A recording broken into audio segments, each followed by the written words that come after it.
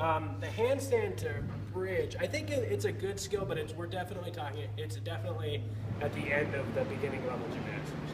It's like a level 2 kid who's about ready to be a level 3 is when you start working handstand to bridge stuff.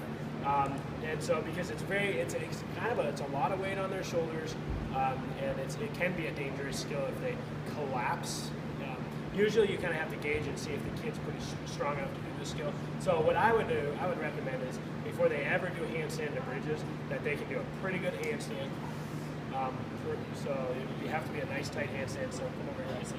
So I would make sure that they can do a handstand where you can hold them up and they can stay up there for definitely a while, and I can move them around and then have enough strength to be able to do this, okay, for about 10-15 seconds before I would ever let them do a handstand to bridge, because a kid who's weak here and can barely hold the handstand, when they start to fall, they're going to go, and it's really going to be dangerous, really could hurt. And so that's what I would start with, make sure they can do the handstand. Then from there, I would actually take them over to like a wall before I ever put them onto the full ground. So, come here, so I would do first just put their hand right next to the wall, kick up to the wall, or kick up to the handstand, and just touch your heels. So it's getting them to feel that push. Okay, that's great. And then I would have, what I used to do is I'd put like lines and I put numbers on it. There's different stages. There's 1, 2, 3, 4. And so they can do that. And once they can do level 1, it's like right here. So right where you were before. That's level 1. You only touch your heels, and then come back in.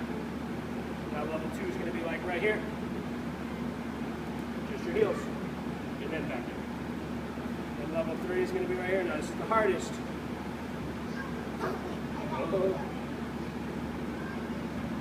So it's getting them to feel that fall and that push. But I would never move them on to even that until I knew they had a good handstand and they could do this very close one pretty well. Yeah, like that. Because that, and of course, I said like super short, so she's going to do this. But and I would make sure you slowly build that up and spot it every single time. And the way you would spot this, it's kind of like just spotting a handstand, because I would reach around them this way. So I've got the hips and then holding them. So that way, so if you scoot way back, that way as she starts to fall, I can hold her and I'm making sure that her shoulders are moving. And then from here, the next step would be to stay here, is to have her go to here and walk your feet down to the ground. And then walk them back up the wall. And kick over. So that way it slowly brings that in. Slowly starts the handstand.